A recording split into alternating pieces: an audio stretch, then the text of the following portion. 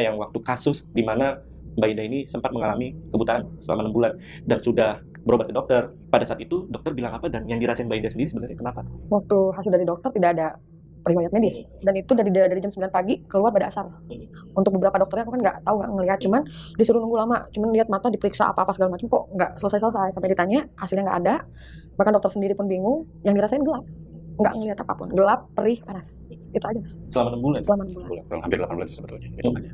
Jadi nggak ada cahaya sedikit pun nggak ada, yang dirasa itu ya total gelap sama perih panas itu. Oke. Perih panasnya di mana? Di, Maaf saya tanya Nggak apa-apa, nggak apa-apa. di mata Ustaz. Di dalam atau di sekitaran? Di dalam mata. Jadi kayak kita kesiram air cabai itu kan perih panas itu kayak gitu rasanya, sama gelap total. Oke. Mungkin dari Pak Ustadz sendiri ada penjelasannya? Ya, tapi sebenarnya saya mau nanya dulu ya.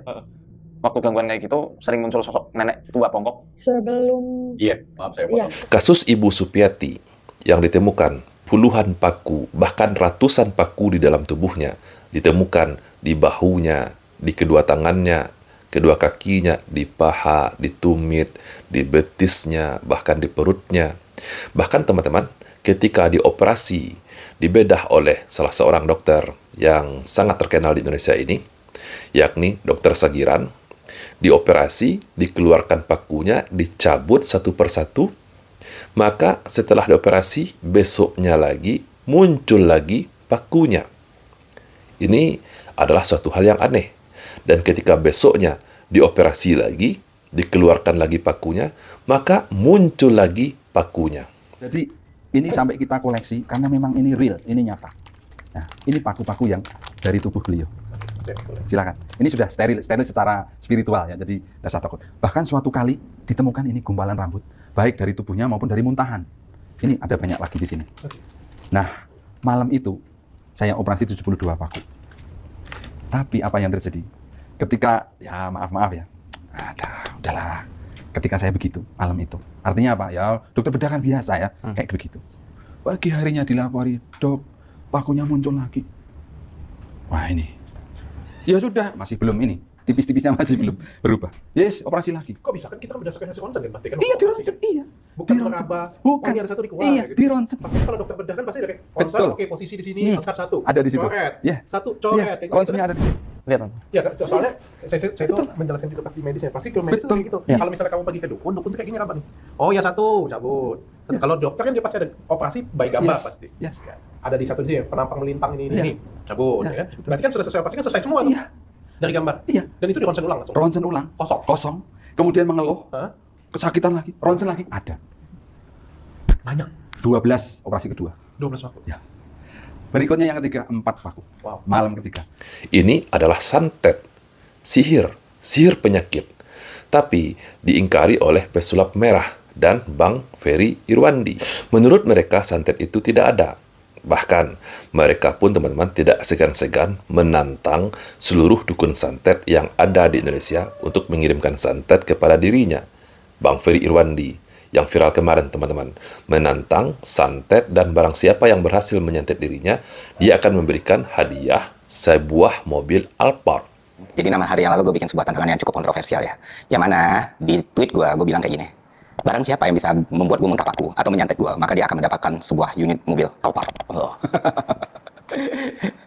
Dan gue bilang, siapapun mau itu dukun, orang sakti, anak indigo, orang yang ilmu, silakan coba ilmu kalian, bikin gue muntah paku atau santet gue. Nggak perlu muntah paku, yang penting spesifik aja gue tahu penyakitnya kapan dan apa yang akan terjadi, maka lu akan mendapatkan Alphard. Dan gue garansi, gue jamin, dan gue siap untuk bikin perjanjian resminya kita. Baru-baru ini teman-teman ditemukan juga kasus terbaru di channel YouTube-nya Ustadz Muhammad Faizar, seorang perempuan keluar jarum di matanya. Wah, Yang saya lihat itu sampai keluar jarum dari mata istrinya. Diam, matanya buka, matanya mata. Allahu Akbar. Dia ke atasin matanya, ke atasin. Allahu Akbar. Ke atasin matanya. Ke atasin. Astagfirullah. Seleset. Ya baik sih ya Allah. Aduh. Astagfirullah. penyakit apa ini? Keluar jarum di matanya. Atau seperti kasusnya Ibu Supiati, ada ratusan paku di dalam tubuhnya, di tangannya, di kakinya, bahkan ketika dikeluarkan, dioperasi, muncul lagi Penyakit apa? Ini bukanlah penyakit secara medis, tetapi ini adalah penyakit non-medis, yakni ilmu santet. Korbannya terkena ilmu santet. Ini mengindikasikan bahwa gangguan metafisik, khususnya sihir itu memang ada. Tapi apakah ini sihir atau bukan? Nah, nanti kita akan lakukan ruqyah diagnostik supaya memperjelas gangguannya apa. Dan yang lebih membingungkan umat teman-teman, ada 2 orang konten kreator besar yang mana subscribernya sudah mencapai jutaan orang yang sudah mensubscribe-nya seperti Bang Ferry Irwandi atau Bang Marcel, berkata bahwa santet itu tidak ada. Ini membingungkan dan menggoyahkan iman orang Islam yang masih lemah imannya. Padahal santet itu adalah sihir itu sendiri, teman-teman. Pada hakikatnya sihir itu ya bahasa Arab. Jadi istilah sihir di Nusantara ada banyak. Di antaranya santet. Santet itu bahasa orang Jawa Timuran. Di akhir-akhir era Majapahit menjelang keruntuhannya, santet mulai banyak bermunculan. Santet, mesisan bentet atau mesisan kantet. Sekalian retak atau sekalian rekat. Adapun orang Jawa Tengah bilangnya tenung, teluh ya. Teluh, ganggoang, sokna, itu ungkapan orang-orang Jawa Barat, orang Banten. Kemudian desti, teluh, dan tenang jana ada di Bali. Biring, tinggam itu adalah istilah sihir yang diungkapkan di Sumatera Barat, Begu Ganjang di Sumatera Utara, Suwangi di Papua, dan lain sebagainya. Ya, ada banyak. Namun dari segi bahasa, orang Arab menyebutnya sihir, sedangkan santet ini adalah bahasa daerah. Di beberapa kesempatan, teman-teman, Bang Marcel, dia menyatakan bahwa dia percaya kepada sihir, tapi tidak percaya dengan santet. Menurutnya, teman-teman, santet itu hanya dengan menggunakan metode racun dan metode psikologi. Dia tidak percaya santet itu dengan adanya bantuan dari syaitan. Bahwa santet itu cuma ada 2, yaitu kalau nggak racun, ya teror. Nah, mungkin banyak banget nih teman-teman yang ketemu sama orang terus bermasalah. Nah, orang ini ngaku-ngaku dari wilayah tertentu. Entah itu ngaku-ngaku dari Dayak, entah itu ngaku-ngaku dari Banyuwangi, ngaku-ngaku dari Banten, ngaku-ngaku dari ya Jawa dan semacamnya. Yang seolah-olah dia ahli santet dan ngancem kamu disantet, terus kamu langsung ketakutan. Gue harus gimana nih? Nah, sebenarnya guys, kembali gue ingatkan, ketika ada orang yang ngancem kamu untuk nyantet kamu, jawaban yang terbaik adalah, ya udah ditunggu ya. Kalau berhasil, gue kasih rumah. Atau ya yang kamu punya apa nih? Kalau berhasil, gue kasih 10 juta atau 15 juta. Butuh apa aja? Biar gue sediain buat ritualnya. Ejek aja gitu. Kalau kalian pernah belajar ruqyah, maka kalian pasti mengetahui bahwa santet ini adalah salah satu jenis dari sihir. Santet itu adalah sihir itu sendiri. Hanya saja santet ini adalah bahasa daerah tertentu. Sedangkan sihir ini bahasanya umum, bahasa Arab, bahasa Al-Quran. Dan sihir itu teman-teman banyak macamnya. Ada sihir mahabbah seperti pelet. Dan ada sihir tafrik yang memisahkan antara suami dengan istrinya, yang memisahkan antara saudara dengan saudaranya, antara ibu dan anaknya. Dan santet ini adalah salah satu jenis sihir dari sekian banyak sihir yang ada.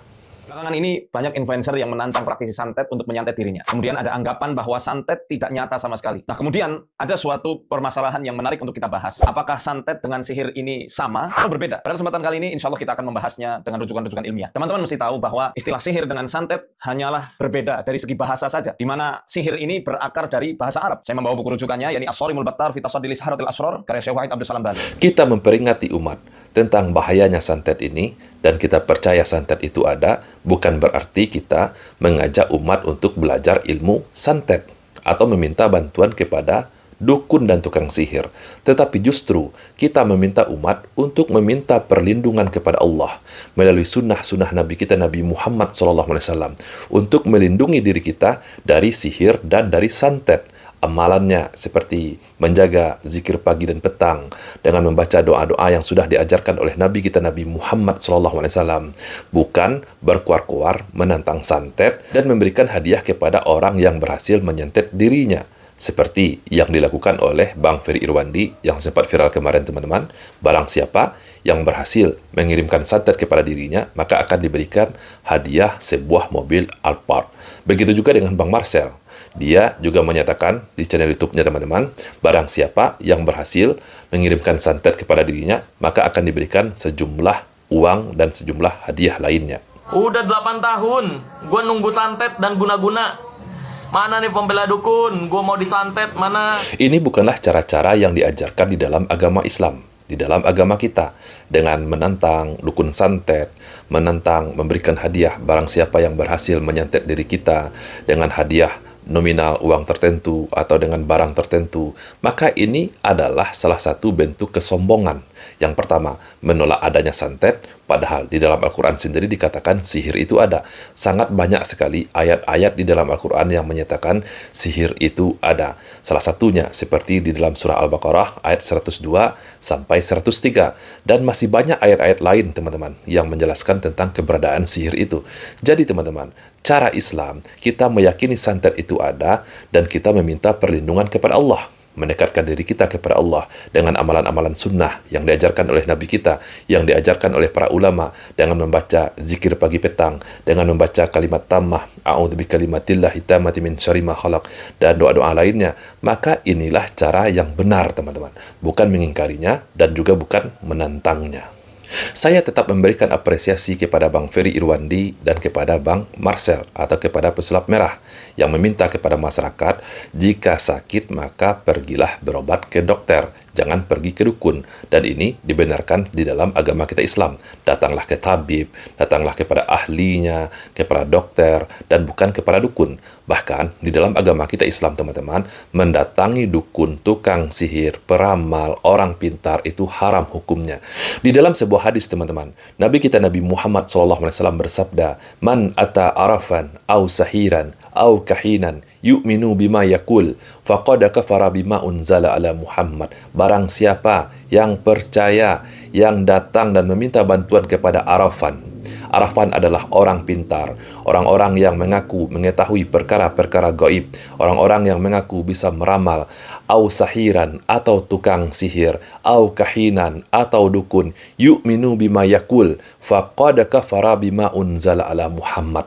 Maka mereka telah kafir, teman-teman, terhadap apa yang telah diturunkan oleh Allah kepada Nabi kita Nabi Muhammad SAW. Jadi kesimpulannya, teman-teman, santet itu ada. Santet itu adalah sihir itu sendiri. Santet itu adalah salah satu bagian dari sekian banyak sihir. Disebut dengan sihir marit atau sihir penyakit, ataupun juga dengan sihir jahat. Kesimpulannya, teman-teman, ketika teman-teman terkena santet, maka jangan datang kepada dukun. Jangan datang kepada orang pintar. Jangan datang kepada tukang sihir. Langkah yang tepatnya, teman-teman, yang harus dilakukan, datanglah kepada dokter. Check up. Cek semua kesehatan Anda, teman-teman. Cek semuanya. Kalau tidak ditemukan diagnosa secara medis, maka ruqyah mandirilah. Lakukan ruqyah mandiri seperti yang diajarkan oleh Nabi kita Nabi Muhammad SAW. Jika tidak mampu, maka datanglah kepada ahlinya, kepada praktisi ruqyah syariah. Seperti salah satunya adalah Ustadz Muhammad Faizar.